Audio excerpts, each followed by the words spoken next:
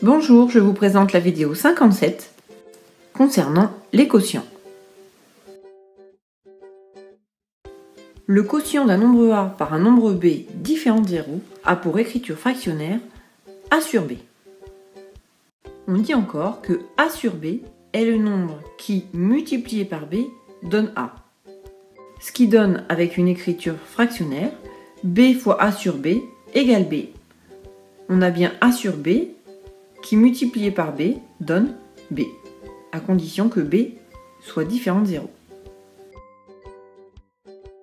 Il faut bien retenir qu'on ne peut pas diviser un nombre par 0.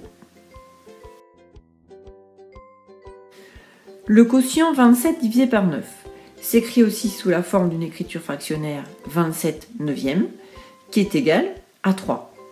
On a aussi 9 fois 27 neuvième est égal à 27, ce qui correspond à la définition précédente. A divisé par B étant un quotient, on appelle A le dividende et B le diviseur. Mais A sur B peut aussi s'écrire sous la forme d'une écriture fractionnaire. On appellera donc A le numérateur et B le dénominateur.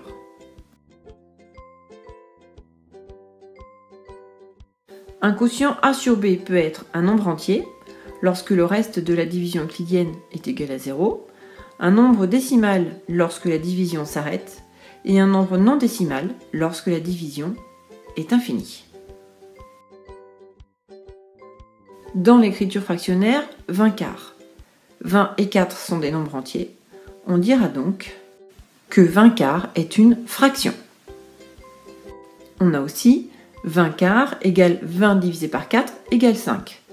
Donc 20 quarts est aussi un nombre entier. 7 cinquièmes, 7 et 5 sont des nombres entiers. Donc 7 cinquièmes est une fraction.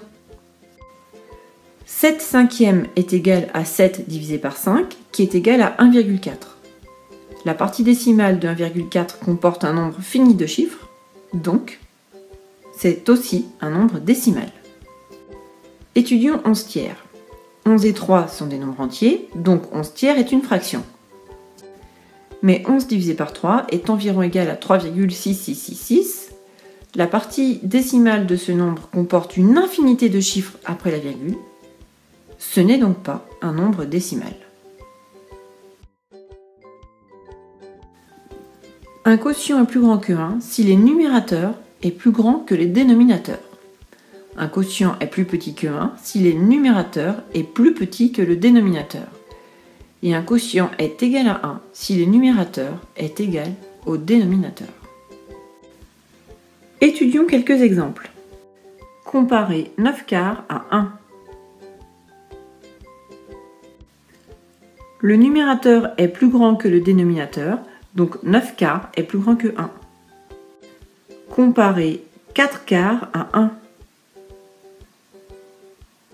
Le numérateur et le dénominateur sont égaux, donc 4 quarts est égal à 1.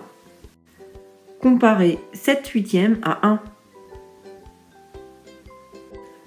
Le numérateur est plus petit que le dénominateur, donc 7 huitièmes est plus petit que 1.